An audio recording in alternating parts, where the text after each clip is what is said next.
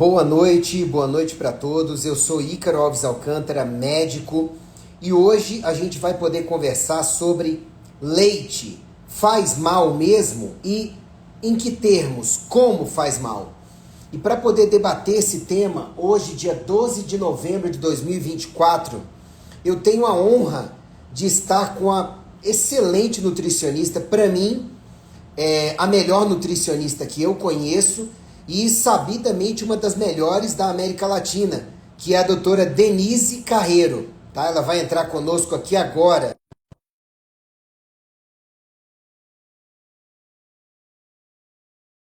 Aceitar o convite. Bem-vindos todos, viu?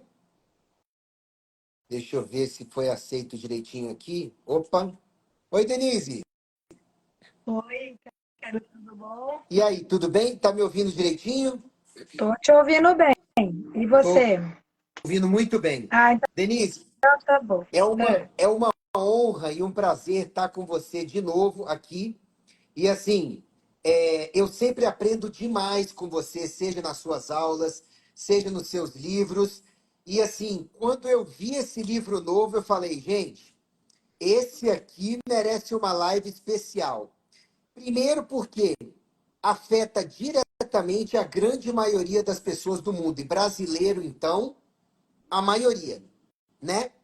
E segundo, porque é um tema espinhoso, porque a gente tem toda uma indústria, né, que vive mundialmente de promover o consumo ostensivo e desenfreado desse produto, como se fosse sinônimo de saúde, né? Então, eu vou explicar para vocês de onde veio a ideia de mais essa live com a Denise. Ela me mandou este livro dela, que é o mais novo, né? O impacto do consumo de leite na saúde humana. A Denise é um amor de pessoa, é uma pessoa muito humilde, com conhecimento absurdo, e ela me manda os livros dela porque sabe que eu vou ler e divulgar, porque é um material que merece, precisa ser lido, principalmente por profissionais de saúde. Mas a maioria dos meus bons pacientes lê seus livros também, tá, Denise? Paciente mesmo. O paradoxo alimentar, por exemplo, tá aqui, ó. Fica em cima da minha mesa para todo mundo ver. São muitos pacientes que eu indico. Então, gente, quando eu vi esse tema, o impacto do consumo de leite na saúde humana, vocês podem ver mais sobre ele no denisecarreiro.com.br, tá? Eu falei, eu preciso chamar a Denise para uma live. E ela topou na hora. Então, antes de mais nada, como eu peço em todos os vídeos, né? Porque o vídeo vai ficar à disposição para centenas de milhares de pessoas depois, e eu sei que será muito assistido, como todos das lives que eu faço com você. Por favor, se apresenta brevemente e depois eu já vou passar para as perguntas espinhosas que eu anotei aqui. Oi, Carol. Bom, primeiro, obrigado pelo convite, né, de estar aqui falando com você, é sempre bom. E então, eu sou nutricionista clínica, eu atuo desde 91 em consultório e dou aula de pós-graduação para medicina, para nutrição, coordeno um curso de pós, né? De nutrição para médico também. E esse livro, O Impacto do Consumo do Leite na Saúde Humana, é o meu 20º livro publicado, né? E você, olha, você lembra que um pouco antes você falou assim para mim, você tem um material que você pode me mandar com artigos científicos, né, sobre o problema. Eu falei, calma que vai ser um livro inteiro. Pois é, pois Vai é. ser um livro todo sobre isso. Em 384 páginas. Eu diria que você, só de estudo, tem umas 30 páginas, gente. De artigo científico, umas 30 páginas. É porque quando a gente ouve o pessoal falar que não tem comprovação científica, né? E foi exatamente por isso, e a gente tem hoje, como você falou, a indústria alimentícia, ela está no direito dela de querer divulgar, de querer vender, né? Ok. O que me preocupa são profissionais da área da saúde, né? Que colocam, e a gente tem aí boletins de que leite é anti-inflamatório, né? De que leite não faz mal. E a quantidade hoje de artigos científicos de comprovação que a gente tem, de pesquisadores extremamente conceituados, como Voldo Melnick, da Alemanha, cientistas da Universidade de Harvard e muitos outros, né, que já não só colocam essa relação, mas quais as vias pelas quais o leite causa danos. É o detalhe do detalhe, né? Já estudado, já comprovado. E é claro que para a gente, como profissional da área da saúde, estudar, entender, ampliar isso é fantástico. Mas o que a gente já tem também de comprovação nos nossos pacientes, no consultório, né? A gente vê ah, o que acontece, né? A gente, óbvio, tem estudos epidemiológicos, a gente tem já de tudo que pode comprovar, mas o resultado que a gente tem em consultório é uma coisa que é imbatível. Não existe comprovação científica maior que essa, né? E por mais que a gente já sabia da reação alérgica, que o leite é altamente alergênico, proteínas de difícil digestão, que é insulinogênico. Então, tudo isso a gente até já tinha. Mas quando eu comecei a pesquisar sobre as vias, todas as vias, eu queria pegar tudo que tinha de estudo sobre as vias pelos quais o leite causa dano. Eu acabei ficando assustada de ver. Porque muita coisa que estava lá eu não tinha ideia. Eu não Nossa, tinha ideia. E assim, quando a gente terminou de escrever o livro, a gente estava com quase 600 páginas. caramba.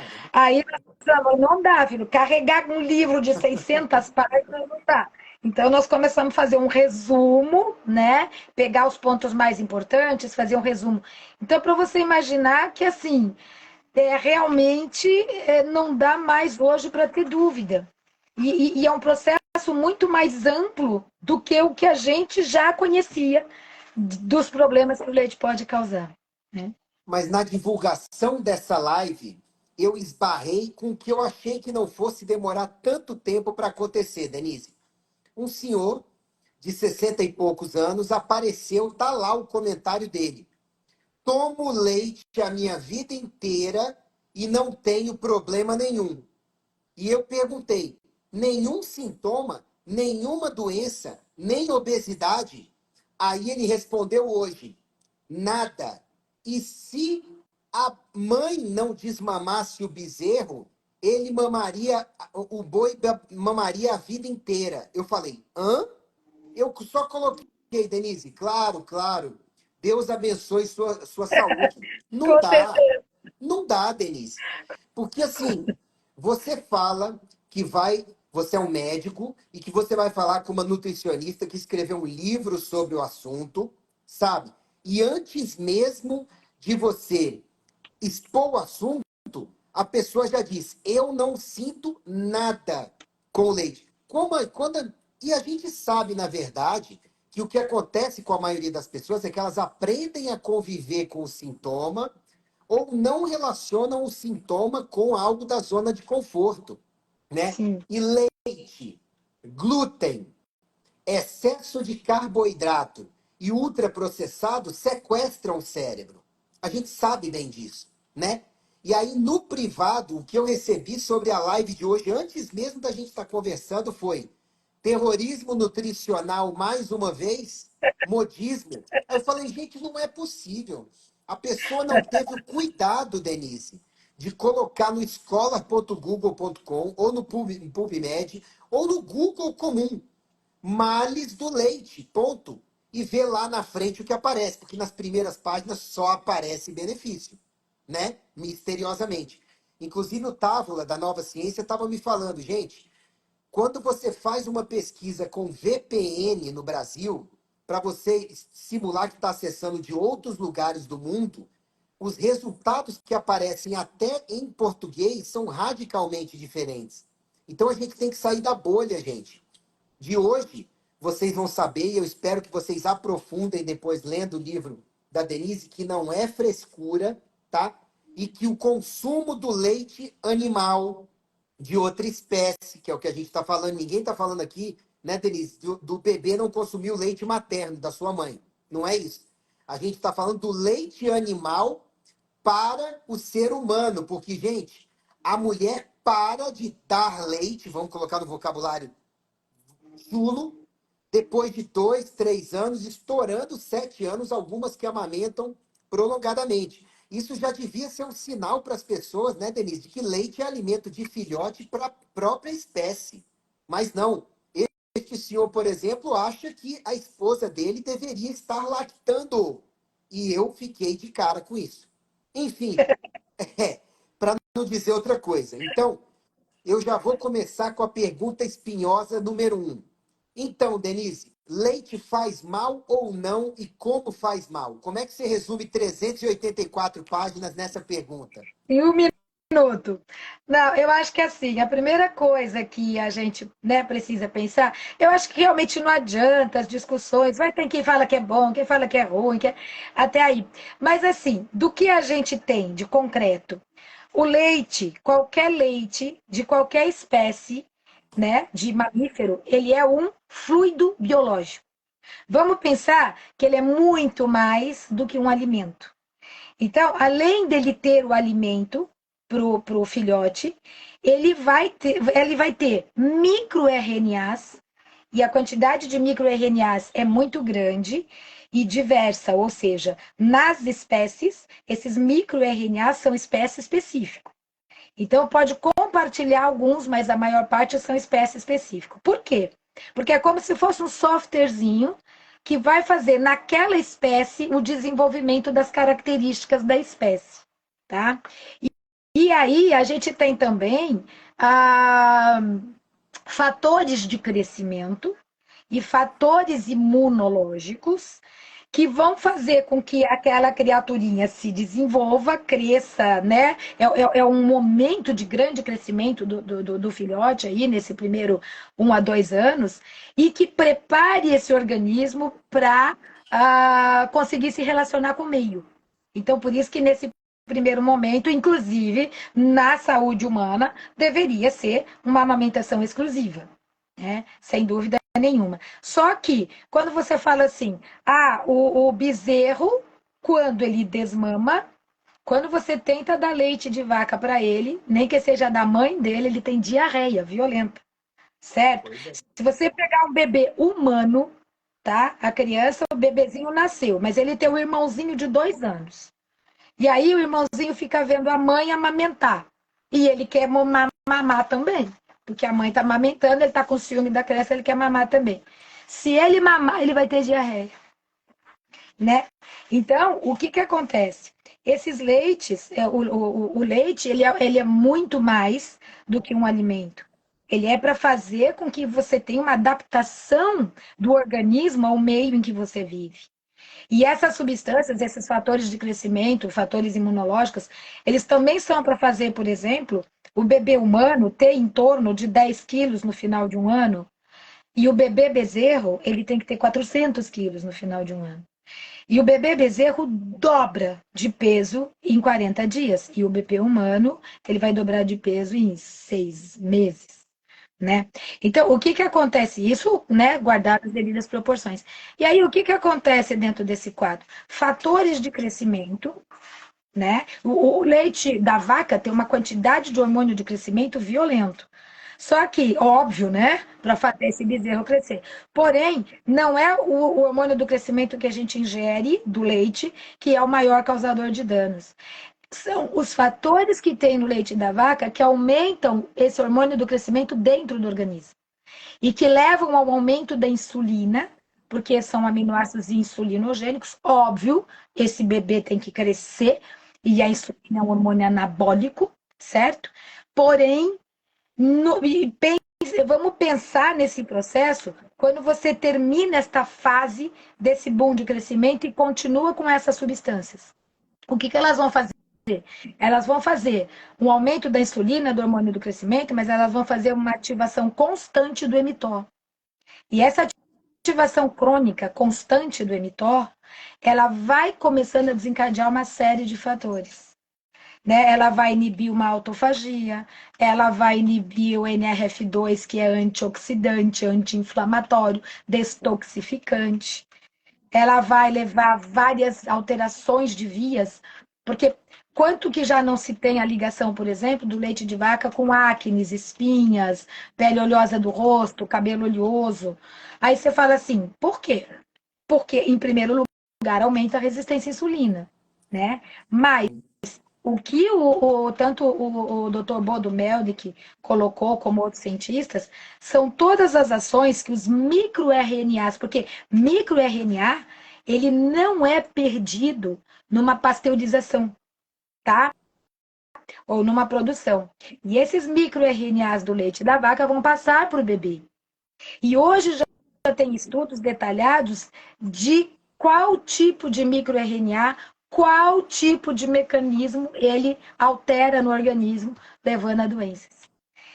Então, além de todos esses estudos em detalhe, você vai pegar nesse livro, você vai ver o detalhe do detalhe do detalhe. E quando você fala, o leite materno, né, específico para a criança, a importância dele, eu pus um capítulo inteiro sobre o leite materno para a gente entender o que são os componentes de um leite específico para a espécie. E o que tem esse leite. Eu falo que quando você estuda o que tem no leite materno, você fala, Deus existe.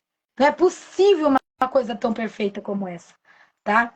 E aí a gente vai vendo como é uma coisa muito, muito, muito, muito, muito específica, dentro das necessidades, né, de cada um. Então, sem dúvida nenhuma, volta para a natureza, que você, em primeiro lugar, não vai ver nenhum mamífero tomar leite depois que desmama. Agora, Exatamente. você vai ver um mamífero tomar leite depois que desmama de outra espécie, certo? Que aí a gente fala assim, a beta-lactoglobulina do leite da vaca, nenhum ser humano digere. Isso é provado, comprovado e colocado em todos os estudos que eu pesquisei. Se a mãe consome leite de vaca, a beta-lactoglobulina pode estar intacta em 2 horas no leite Nossa. materno e ficar por até uma semana. Então, o que acontece dentro desse processo? Beta-lactoglobulina é uma proteína que a gente não digere, altamente inflamatória e que pode causar inúmeros. É a mais. Todo o processo de alergia ao leite que você estuda, você vai ver que ela é uma das mais alergênicas. Ok. Só que também no soro do leite você tem a alfa-lactoalbumina, que é digerida sim. E ela contém os principais aminoácidos insulinogênicos que tem. Por isso, quanto mais hidrolisado, né? Quebrado mais rápido essa ação. E essa ação dos aminoácidos, elas são insulinogênicas, elas dão pico de insulina pelo próprio estímulo que esses aminoácidos dão, mas também por uma ação desses aminoácidos no aumento das incretinas, GLP-1, GIP, e que aí vai levar ao aumento da insulina. Então, por pelo menos 2 vias, certo? Continuando, Sim. essas proteínas mal digeridas, elas, quando o organismo vai tentar eliminar e não consegue, ou a quantidade é maior do que a que ele tem capacidade de eliminar ou tolerar, eu posso alterar a permeabilidade do intestino e absorver E essas você proteínas. só falou de duas, né? E a caseína, né? Que é uma Ah, das piores, né? e aí a caseína, quando a gente até vamos completar pela caseína, depois a gente segue. A caseína, além de ser uma proteína de difícil digestão e de você concentrar ela 10 vezes no queijo e 6 vezes no iogurte, Nossa. né? A caseína, ela tem um peptídeo, né? O que é o peptídeo? É uma sequência de aminoácidos, de 7 aminoácidos, que faz parte da caseína, chamado de beta-caseomorfina 7. Essa beta-caseomorfina 7 é muito parecida com essa mesma sequência que existe no glúten, e que é chamada de gluteomorfina ou gliadomorfina. O que acontece com essa sequência que tem aí na caseína? Ela é semelhante aos opioides naturais. E ela tem a ação opioide, ou seja, ela pode ocupar receptores opioide por todo o organismo. E ela modifica a função. Então, ela pode ocupar receptores opioides no sistema imunológico, neurológico, na bexiga, enfim, em vários, né, órgãos e tecidos. E ela muda a resposta. E é por isso que ela pode levar, por exemplo, no cérebro, inicialmente a prazer, relaxamento, conforto, porque ela tem uma ação opioide. Sim. Só que, ao mesmo tempo, depois de um período, ela pode levar a embotamia, embotamento, tristeza, depressão, porque ela tem ação morfina-like. Então é uma ação parecida com droga. E o que que a pessoa faz para se sentir melhor? Corre atrás do alimento de novo. E é por isso que você vai ver muitos tipos de seletividade, né, ligada ao glúten e ao leite. Eu não posso ficar sem meu pãozinho. Eu não vou conseguir ficar sem meu leitinho. O leite eu até consigo, doutora, mas o queijo. Então, o que que acontece? Você concentra 10 vezes as substâncias morfina-like, que são viciantes. Só que foi outra surpresa que eu tive quando eu fui estudar a beta-casomorfina. E por que que eu fui estudar a beta-casomorfina? Porque você vê muito pessoal falar assim, o leite A2 é uma beleza, porque o leite A2... Ah, tá. Vamos ver a diferença, então, do Lá A2 e do vem, lá A1? vem.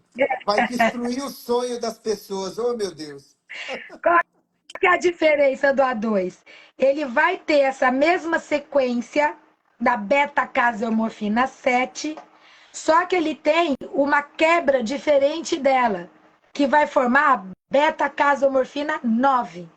Então, o leite A2 ele tem a beta-casomorfina 9. Ela é 4 vezes menos ação opioide do que a beta-casomorfina 7. Não é que Ok. não tem, mas é 4 vezes menor. Mas e o Tá, tropismo pelo receptor? Vai ficar menos no receptor do que a 7? fica menos, ela tem menos ação opioide mesmo, Ok. tá? Do que a beta-carotenoide 7. Bom, e todas as outras encrencas do leite de vaca estão inteirinhas no leite A2. Então tem os microRNAs, tem a lactoglobulina, tem a caseína, né, de difícil digestão, tem a ação insulinogênica, tem os fatores de ativação do mTOR, todo o resto tá lá, tá?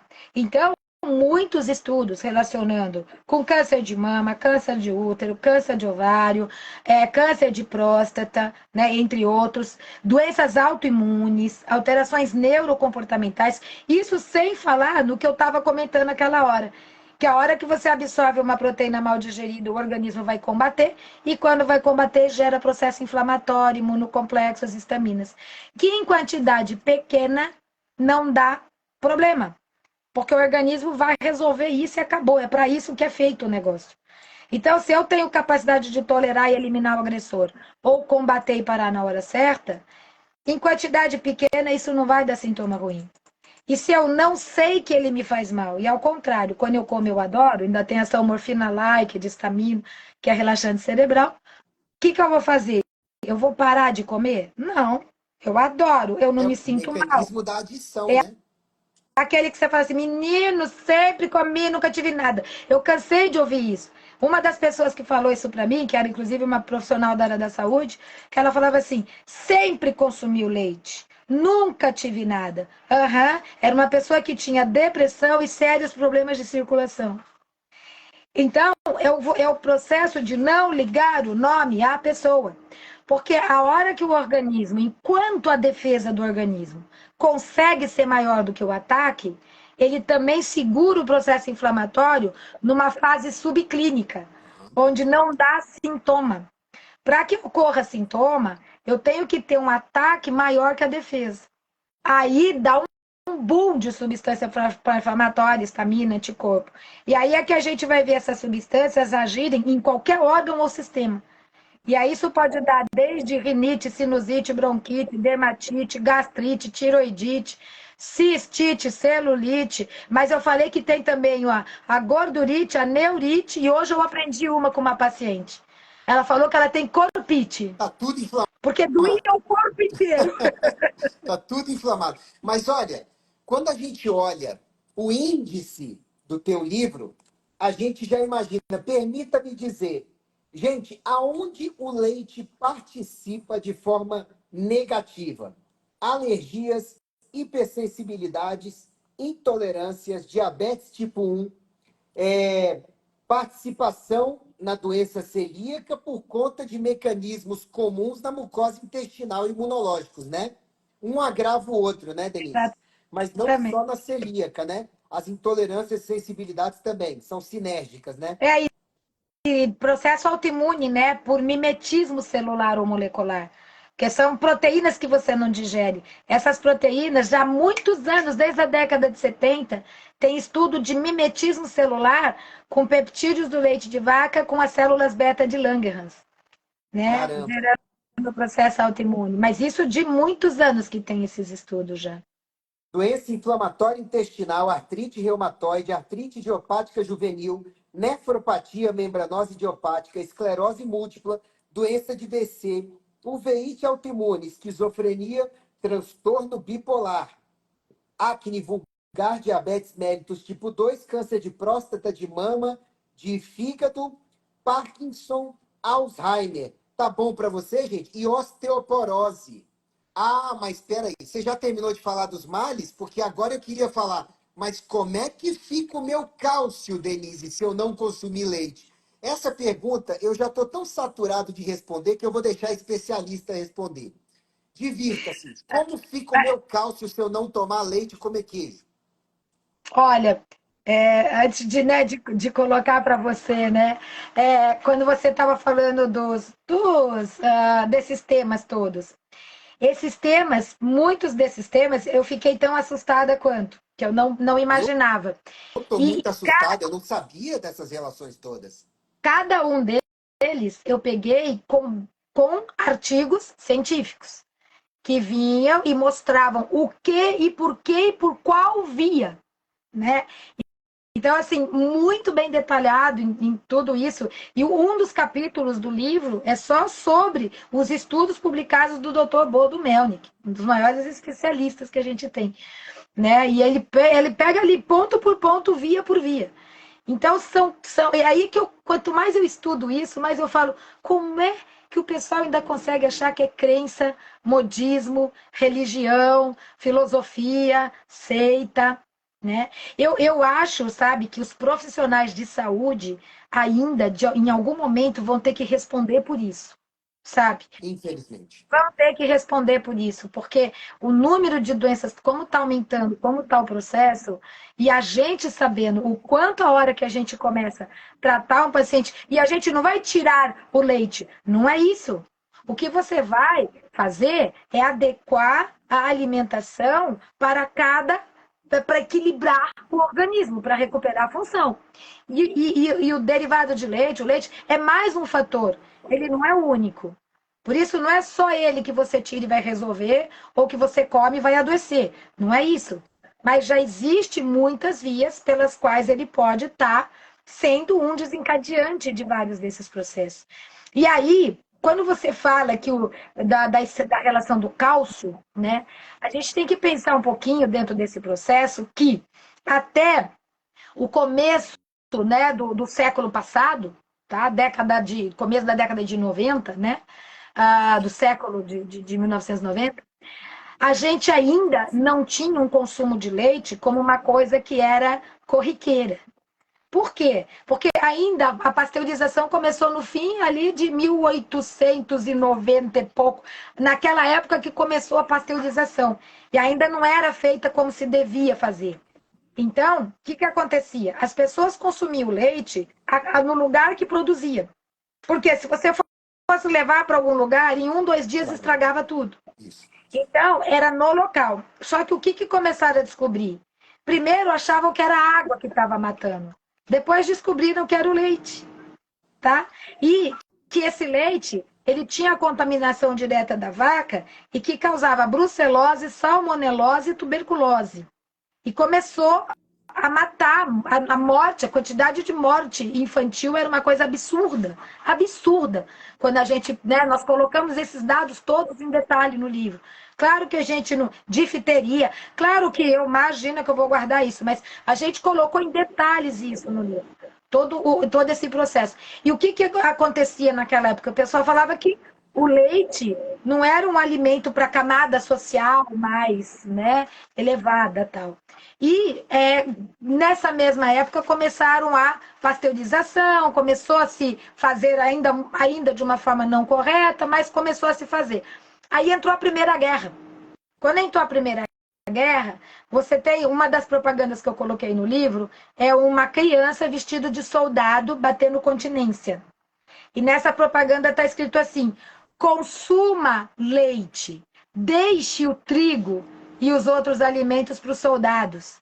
Porque os soldados estão desnutridos e a gente precisa nutrir. Não dá para mandar o leite. Então, consuma leite para deixar o alimento para os soldados. É isso, tá? Então, uma propaganda dessa época.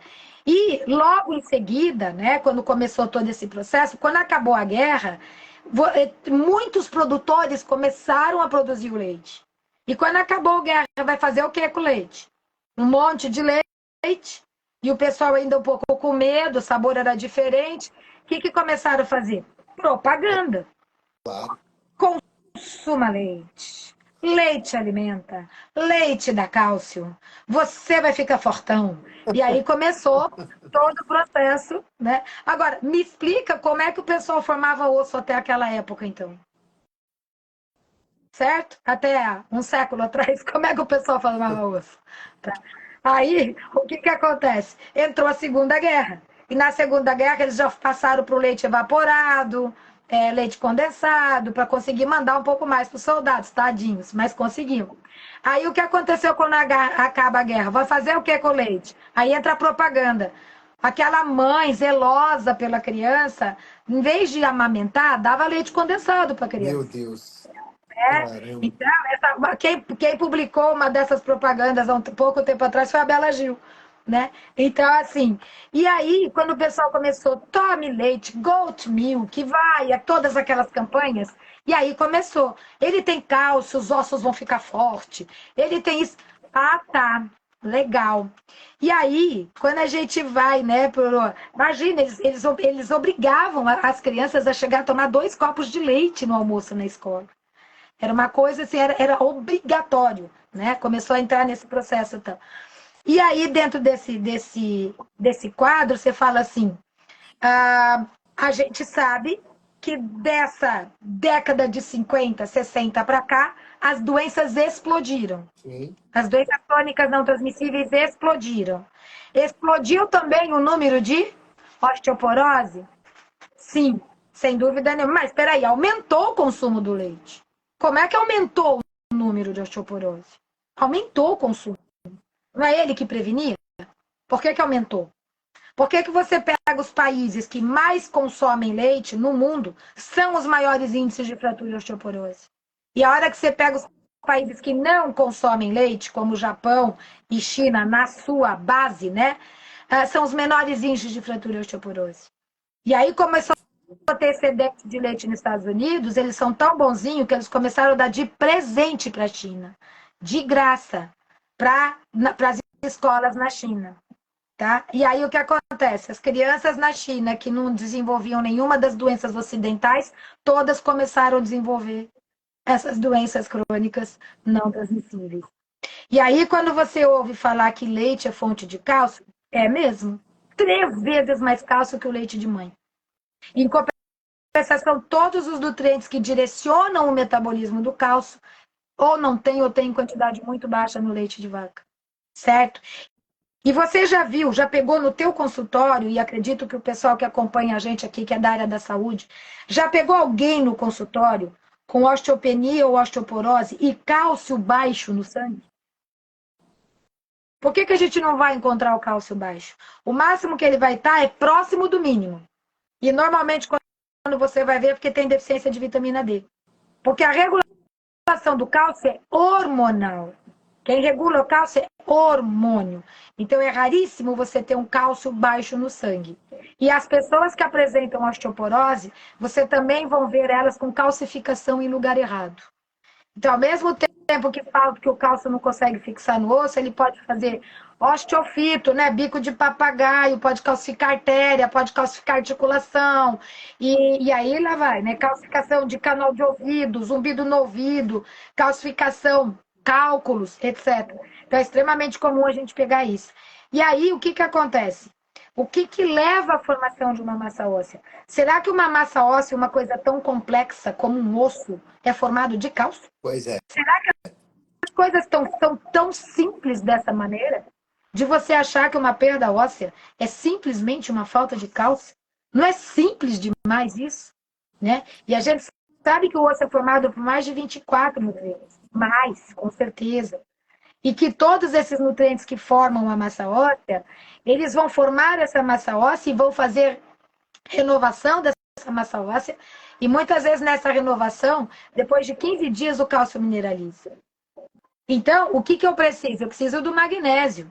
Eu preciso da K2 para fixar o cálcio no osso e não deixar ir para artéria ou para outros lugares. Eu preciso. O zinco faz parte da estrutura cristalina do osso. Uma deficiência de zinco pode corresponder a 45% de perda de massa óssea. Eu preciso da vitamina D, eu preciso da vitamina A. O colágeno, 90% da matéria orgânica do osso é colágeno. Colágeno precisa de ferro, de cobre, de vitamina C, de silício, de manganês, né? Além da adequação de todo o complexo B, para que não haja alteração ou aumento de homocisteína, porque ela promove ligação frouxa de colágeno. Então, o processo é tão mais amplo do que se coloca dentro de uma coisa tão simplista como se você não tem cálcio, você não tem osso. E o pior, se não tem leite, não tem cálcio. A natureza não faria uma besteira dessa. Como é que a natureza ia pôr um nutriente tão importante como o cálcio num único alimento que não foi feito para nós? Então, Exatamente. a lógica da natureza? A natureza não faria uma besteira dessa jamais. Em compensação, quando você vai para os alimentos vegetais, legumes, verduras, grupo do feijão, cereais integrais, você vai ver que esses alimentos não só têm uma quantidade excelente de cálcio, como ele tem em conjunto todos os nutrientes que direcionam o metabolismo do cálcio. Sim, Natureza e o é sábia. bezerro, ele vai de 400 quilos a até 2 toneladas, que é o boi recorde no mundo, que eu vi esses dias, comendo o quê? Grama. Pastando. Então, não é mamando, Verde. gente, né? Não é mamando. Ô, Ícaro, e o elefante? O Pois elefante é. só come verdinho. Pois é. E assim, presa dos elefantes lá de trás, né? E osso de elefante até hoje é simplesmente iguaria, né? É relíquia que é vendida porque é extremamente duro. Você faz móveis daquilo. Mas não, ele é um elefante mamando na elefoa. Não, eu não consigo nem pensar nisso, né? Mas enfim. Deixa eu te Né? perguntar. Tá bom, a caseína é a principal proteína do leite e faz mal. A lactoglobulina, beta e alfa secundárias fazem mal. E o whey protein, Denise? O que dizer do santo whey protein que nos últimos 15 anos ele só não é injetado por via ocular em malhador porque não tem essa via? Como é isso? Então, para mim, é o que tem o pior do leite, né? É o que tem o pior, porque ele concentra a pior proteína do leite da vaca, certo? Aí ele vai ter a concentração, porque é a concentração do soro. Então, é a concentração da beta-lactoglobulina, proteína que você não digere, com a alfa-lactobumina, que vai ser uma das que vai ser mais insulinogênica. E aí, junto com isso, eles acrescentam a caseína, No certo? whey protein isolado hidrolisado? Acrescentam, é só você colocar lá, acrescido de caseína, tá? A maior parte deles. Então, além de ter a concentração do que tem de pior, ainda tem a caseína, tá? Então, altamente insulinogênico, altamente inflamatório, é alimento, porque você tem quando você começa a ter uma concentração e um excesso de proteína, você também pode ter, e é comum ter, um aumento das bactérias proteolíticas no intestino, Sim. tá? Então, é uma coisa que alcaliniza o estômago, alcaliniza o intestino e acidifica o sangue. E como é que tem que ser? Tem que ser muito ácido o estômago, levemente ácido o intestino e levemente alcalino o sangue. Então, ele inverte todo o processo, certo? Não só o whey, o leite de uma maneira geral, mas o whey em especial. E a grande tristeza que eu vejo é que eu já peguei crianças com indicação de whey. Bebês. Bebês. Nossa. Bebês. Sobrecarga renal. Você imagina a carga de solutos. A carga de solutos, proteína, sódio, fósforo que você tem no leite da vaca em relação ao leite da mãe. E foi orientado, e é orientado muitas vezes para bebês, para gestante. Imagina o que é isso numa programação metabólica, tá? Nossa, eu não Então, sabia, Denise, que o whey protein isolado, hidrolisado, de marca que bate no peito dizendo, não, o meu é só os 7% mesmo que tem do soro, de whey e tudo, que é acrescido de caseína. Isso é Aí, criminoso. não necessariamente todos vão ser acrescidos, Aham. mas a grande maioria é acrescida. Tá? Tanto é que a gente tem isso, um dos artigos que eu peguei, um artigo de 2019, falando das morfina-likes, da beta-casomorfina 7, da alteração e inativação da DPP4, né? Da dipeptilpeptidase 4, que é a enzima que é inibida pelo whey, mas é uma enzima que, quando ela é inibida, ela aumenta a ação das incretinas, ela vai aumentar a liberação de insulina. Só que essa enzima inibida, ela prejudica mais ainda a digestão de glúten e leite. Ela é muito relacionada com alterações neurocomportamentais, certo? Caramba. E a gente tem isso descrito, é só você pegar. Quando você pega no processo que descreve e fala dos benefícios do whey, eles falam, inibe a DPP4, tem ação insulinogênica, e isso dado como uma coisa boa. Por quê? Porque é óbvio que eu preciso dar insulina para poder incorporar a proteína no músculo, certo? Só que, na verdade, se você fica gerando um quadro insulinogênico, quanto mais você aumenta a insulina, mais você fecha o receptor. Então, Sim. quanto mais aumenta a insulina, mais resistência à insulina. Então, a gente começa a fazer exatamente o contrário, usar tudo em lugar errado. Né? Então, e esse é o grande problema que eu vejo, porque assim, sabe, você está conversando com o paciente, e aí, o que você come no meio da manhã? Você come fruta? Não, doutor, eu tomo whey. Sim, porque muitos nutricionistas passam num programa de perda de peso gordo e ganho de massa magra. Muitos. Você sabe disso. Claro que eu sei. Na verdade, para mim, isso é uma coisa muito, muito, muito bem feita da própria indústria da suplementação. Cara, Né? E agora você está vendo esses processos aumentar, essas divulgações. Esses dias começou uma divulgação absurda em cima do whey, porque começou todas as marcas principais de leite no Brasil estão lançando as suas marcas de whey, tá? Então, e você tem aqueles iogurtes concentrados em proteína. Então, para mim, um dos grandes problemas que acaba acontecendo, tá? Eu fui ler uma perguntinha aqui. Um dos grandes problemas que acaba acontecendo é quando o pessoal acha que é passado para as pessoas que elas têm que se entupir de proteína.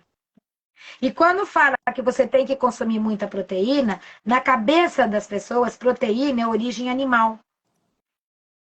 Então, não existe um entendimento que o aminoácido de origem vegetal é igual ao aminoácido de origem animal. E que eu tenho que ter uma combinação disso tudo para ter uma qualidade e quantidade adequada de proteína, e de carboidrato, e de vitaminas, e de minerais, e de fitoquímicos, e de gordura. Ou seja, eu preciso do conjunto. Quando eu falo para eles, pensar para os meus pacientes, pensa sempre no organismo como um grande laboratório de química. Tem reação acontecendo o tempo todo para todo lado. Nós somos consequência das reações que acontecem dentro da gente, e os reagentes são os nutrientes. Faltou reagente, desequilibra a reação. sim. Sobrou reagente, desequilibra a reação. Não adianta você querer. E assim, isso muitas vezes é passado até de uma faculdade mesmo de nutrição. Tem que ter proteína de origem animal no café da manhã, no lanche, no almoço, no lanche, na janta. Jesus amado, tá? Tá indo na contramão de tudo que está sendo estudado. Você pega as blusões, você pega os estudos das populações mais longevas. Qual que é a base? Legume, verdura, frutas, cereais integrais, leguminosas, tubérculos, cereais integrais, especiarias, azeite extra virgem e baixíssimo consumo de proteína de origem animal. Então, é claro que você pode comer proteína de origem animal, nós fomos feitos para isso. Tem gente que não aceita, que não consegue, que, enfim, tem problema digestivo, não produz direito ácido clorídrico. Mas que a gente foi feita para digerir, foi. Por exemplo, é só você pensar na B12. A B12 é um nutriente altamente essencial, um nutriente importante para tudo que você pode imaginar e não pode imaginar no organismo, e só existe em proteína de origem animal, em alimentos de origem animal. Então, assim, então não é que é ruim ou não pode comer proteína de origem animal. O balanço, né? Equilíbrio. tá? Porque eu preciso de uma quantidade que eu consigo digerir, que não vai me sobrecarregar a capacidade digestiva gástrica e que não vai ser base para a alimentação das bactérias proteolíticas negativas. Além de não acidificar o sangue, porque o metabolismo proteico, as substâncias que são consequências do metabolismo proteico, elas acidificam o sangue. Sim. Então, né? Não é isso? É, e a última pergunta, porque tudo que é bom, né? Só temos mais 15 minutos, e eu acho que essa vai demorar. Substituir pelo quê? Eu, por exemplo, vou dizer o que eu faço. Quando me dá vontade de consumir um leite como uma base para uma proteína que eu vá tomar, que, gente, eu não me entupo de whey no dia a dia, pelo amor de Deus, tá? No pós-treino e tudo vegetal, ou para colocar um cacau. Eu adoro botar cacau no leite vegetal e tomar. Eu acho que me dá um resquício da minha infância, sabe? Eu gosto de usar esses leites, tipo, vou passar rápido, que não é promoção de marca, né? Eu tenho um desses aqui, tipo a tal da castanha, tipo leite de amêndoa, mas não para todo dia, é claro, porque não deixa de ser um industrializado, né, Denise? Só que de vegetal, né? Para manteiga, eu vejo que você consegue encontrar manteiga vegana hoje em dia. E é claro que isso aí são substitutos para os confortos que a gente teve a vida inteira. É para o ocasional, não é para sempre. O melhor é substituir por comida de verdade, né? O que você me diz sobre potenciais substitutos para quem sente muita falta do leite dos derivados? Tá. Olha só, o que acontece aqui é aquilo que a gente falou. A partir do momento que você desmama, tá? Não vai precisar mais de leite, acabou. Obviamente que se você tem um bebê que a mãe não pôde amamentar, a gente dá preferência para optar por um 100% extensamente hidrolisado, enquanto essa criança não come de tudo. Porque pelo menos esses leites seguem códex alimentares, né? Que é diminuindo os solutos, colocando a DH ácido, araquidônico, colocando taurina, magnésio, então tentando equilibrar um pouco. Então, pelo menos é uma coisa viável ali. Ok. A partir do momento que a gente come de tudo, arroz, feijão, carninha, legume, verdura, fruta, cereais integrais, tubérculos, né? E fruta, e legume, verdura. Ou seja, a partir do momento que você come comida, então o leite necessário, a gente já sabe que não é. Não tem porquê. Mas é o que você falou, tem o conforto, tem aquela sensação de prazer. Por exemplo, uma coisa que eu não costumo tirar, nem da minha vida, nem dos meus pacientes, é manteiga. Porque a manteiga é o que tem de bom no leite. A gordura não é ruim. Ele tem o ácido butírico, ele tem o clá natural. Então, aquela manteiga para você passar lá uma pontinha de dedo, de faca no pão. Não é cozinhar com manteiga, mas usar em algumas coisas uma delicinha, um pãozinho com manteiga, né? Então, com certeza, eu sou apaixonada por pão com Mas manteiga. Então, você não em vai vir geral, muita proteína, não, Denise, é, junto? Nem muita não lactose, tem. nem muita proteína, não? Lactose não, nenhum nem outro, você vê. É muito difícil uma pessoa reagir à manteiga, a não ser que ela tenha APLV. Se ela tiver alergia mediada por IgE, aí Aí, até o tráfego sim. da proteína desencadeia. Se não, a quantidade é muito baixa, né? E para quem também prefere, tem a ghee também, que é uma outra opção. Agora, com relação ao leite, você fala assim, como é que você substitui o cálcio? Comendo legume, verdura, fruta, cereais integrais e leguminosas e comida de verdade, acabou. Mas, e aquele gostosinho? E aquele quentinho? E aquele produto E feito a com leite? praticidade? E a praticidade? Pegar uma fatia de queijo, botar alguma coisa e botar para dentro. Aí entra o processo assim. Eu costumo falar para o pessoal o seguinte: existem coisas muito gostosas que você pode comer e te causar problema. Existem coisas muito gostosas que você pode comer e te trazer saúde. Porque o fato de você tirar um alimento não quer dizer que você vai tirar prazer, você vai trocar prazer.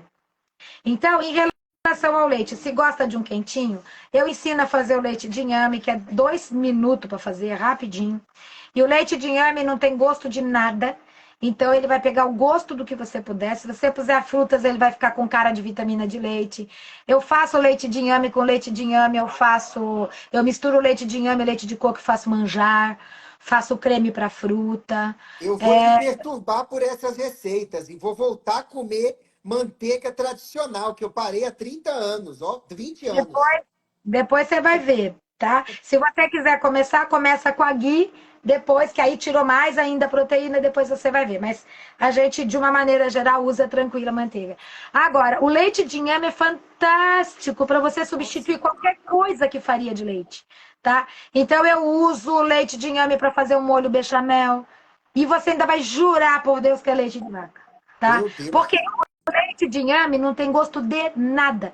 Então, ele tem aquele gostinho lá meio de nada, e aí, a hora que você vai e tempera com uma noz moscada, uma cebolinha, uma coisa, ele fica maravilhoso, ele fica igualzinho o creme de Nossa. bechamel. E é nutritivo? Tem um bom teor O nutricional? inhame, o inhame, ele é um dos tubérculos mais legais que tem. Nossa. Ele trata estômago, ele é anti-inflamatório, ele é imunomodulador, ele é depurativo, tá? Ele é fonte de ideia, né? De DHA. Então, assim, ele é muito legal em qualidade nutricional e é fantástico para você usar ele. A gente faz, por exemplo, para criança, você cozinha o inhame, mistura com uma caixa de morango orgânico e põe, às vezes eu ponho um pouco de frutose ou de açúcar de coco muda o gosto, mas às vezes até isso. E ele fica muito, consistência, cara e sabor parecido com o do Danoninho, tá? A Caramba. gente faz o Danoninho de inhame, tá? Existe alguns leites no mercado que não é leite, né? Peptídeos de colágeno com peptídeos de arroz integral, que é usado com palatinose, TCM, glicina, que é um leite que tem chamado leite o branco da Snella, tá? E às vezes eu uso para substituir porque o sabor dele, se você põe o cacau e eu ponho uma colher de cacau, uma colher de açúcar de coco, você vai falar leite com chocolate. Ele Nossa. fica perfeito. Perfeitinho. Então, a gente tem esses leites que tem prontos por aí. Ah, dá, mas dá para usar? Dá. Só que é o que você falou, evite monotonia. Então, eu posso usar um leitinho de coco, um leite de aveia sem glúten. Eu posso usar, de vez em quando, para quem não tem processo de alergia, um de castanha, um de amêndoa. Enfim, leite de arroz. Tem todas as possibilidades, mas a gente pode fazer o leite de inhame em casa. Tem esse leite, o branco também da Snella. Então, eu uso muitas vezes isso para criança porque é muito nutritivo. Criança, principalmente maior, porque ele tem uma quantidade de fibra alta, criança muito pequenininha, abaixo de 2 anos, a gente toma cuidado. Mas a gente usa, para crianças maiores é perfeito, tá? Nossa. Eu vou esgotar o estoque de inhame de Brasília. Me aguardem. Semana que vem não tem mais. Essa É, receita tá aqui, Denise? não, não, mas tem um livrinho de receita que chama Comida de Verdade.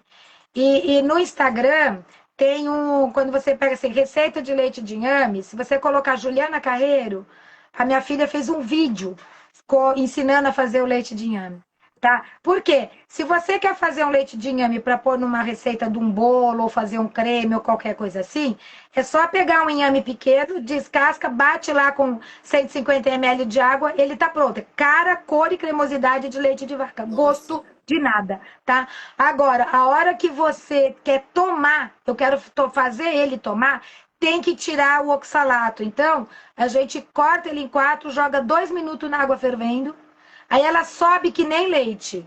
Ela forma uma espuma e sobe. Aí você joga aquela água fora, dá mais uma lavadinha, e aí você já pode bater, ele ainda tá cru. Você pode bater e bater com fruta, bater com o que você quiser. Se você bater com uma fruta, parece suco. Se você bater com banana, mamão e morango, você vai jurar por Deus que é vitamina com leite de Então vaca. acabaram de perguntar aí se é cru. Gente, ela acabou de falar, Daiane, que você dá um choque térmico, né, ali durante 2 minutos para subir o oxalato. Aí Aí você vai. joga ele fora. É basicamente o processo que você faz com a couve para ela também anular os fitatos de oxalato naquela água amarelada, né? Sim. E aí depois você usa ela. Tá. Então não vai chegar a cozinhar se jogar os 2 minutos. É só para Não, subir. fica completamente cru. Só, e aí ele dá, quando você faz o leite, tudo direitinho. Eu uso demais. eu faço vários doces que eu utilizo. Por exemplo, muitas vezes eu faço banoffee. Eu vou fazer banoffee, eu faço doce de leite de castanha, tá? Ou doce de leite de castanha com inhame. Eu misturo um pouco os dois para ficar mais o saborzinho de leite. Quando Nossa. mistura leite de inhame com leite de coco, você tira um pouco o sabor do coco e dá um pouco de sabor pro inhame. Então ele fica muito levinho. E com isso, e é claro, a preferência é sempre que puder comprar orgânico, que é Sim. fácil de achar, o preço é legal, Mas, ó, tá? a partir de hoje, eu não quero mais quando você me mandar só livro, não. Tem que mandar livro e as guloseimas que você faz com inhame, tá? Gente, o livro de receitas que ela indicou é da filha dela, É, né? Fale aí, por favor, Denise. Gente, o livro que a gente falou nessa live é o impacto, tá, do consumo de leite na saúde humana. Tá lá no denisecarreiro.com.br, né, Denise? E o isso. livro da sua filha também tá lá? É da minha editora. Pronto, É gente. da nossa Eu vou editora. comprar esse livro assim que eu acabar aqui ou amanhã, esse de receita, porque leite de inhame, eu preciso disso na minha vida, Denise. Já aprendi isso aqui hoje, vai, com certeza. Gente, vai ficar salva lá para vocês verem depois. É. Denise, Ó, e- esse livro é comida de verdade, né? Mas no Instagram, no YouTube, ela tá ensinando a fazer esse leite direitinho. e Também, para quem quiser, tá? É Juliana Carreiro no YouTube, é receita de leite de inhame, já vou tá? divulgar. Denise, eu só tenho a agradecer. A gente já chegou a 1 hora. O pessoal vai reclamar, como sempre. A gente tem que fazer mais lives. Eu sempre falo isso. Periodicamente eu te convido, mas vamos fazer mais. Por favor, utilize esses últimos momentos aí para dar o seu recado final sobre o leite, sobre o livro, sobre o seu trabalho. E eu, mais uma vez, fico honrado de você me dar essa oportunidade de ter uma live com você, onde eu praticamente fico calado porque eu estou aprendendo, sabe? Que Deus muito abençoe, guie e proteja sempre você. E eu vou querer ser aluno nessa pós de nutrição para médicos aí, viu? Eu sei que eu estou falando muito tempo disso aí, mas agora eu vou ter mais tempo na vida. Até já mudei para uma casa mais tranquila. Ô, Depois eu vou te perturbar. Seu recado, por favor, e muito obrigado de coração. imagina, eu que agradeço sempre. A gente estava falando de uma série dessas controvérsias, né, que tem. E a gente acha que assim, eu acho o seguinte, os profissionais em geral, os leigos também, mas os profissionais que têm a responsabilidade, em geral recebem parte da história, mas não a história toda. E isso acaba obtendo informações importantes, né, que tem uma interferência muito grande na qualidade de vida das pessoas. Eu acho que se a gente não tivesse tanta experiência, tanta prática e tanto resultado, a gente não teria, como você falou, Denise, como você teve coragem. Não tem como não ter coragem. É o que a gente vive no nosso dia a dia. E a gente quer trazer isso para as pessoas, né? Uma melhor qualidade de vida, uma melhor saúde, uma melhor prevenção né? Prevenção de doenças, promoção de saúde. E a gente sabe que a gente já tem hoje em dia. Claro que muito a gente ainda tem que aprender, mas nós temos muito conhecimento que dá essa condição da gente começar a trabalhar hoje em dia muito mais em prevenção também. Não é isso? Exatamente. E a gente jurou quando se graduou, né, Denise? E a gente tem um livro, quando é cristão e tudo, que fala sobre isso. Quer dizer, compartilhe o que você sabe, tudo que você sabe, como profissionais de saúde, a gente tem obrigação de compartilhar o que chega a nós, o que a gente estuda, que faça bem pelo próximo, independente de bater em interesses tão pesados por aí. Então, hoje, mais ainda, eu oro pela sua vida, que já tinha falado do glúten, agora falou 384 páginas sobre o leite. E, gente, muito obrigado pela audiência de vocês. Por favor, compartilhem essa live. Vai ficar em todas as minhas redes sociais. Eu vou marcar a Denise para ver se ela quer também fazer um collab nas redes dela também, tudo. E, Denise, muito obrigado. Hoje, já por eu poder voltar a comer manteiga convencional, tá? E fazer o leite de inhame, eu já estou muito feliz. Deus te abençoe. Obrigado, Tudo viu? de bom, viu? Obrigada, Beijo. obrigada a todos que acompanharam aí. Tchau, tchau.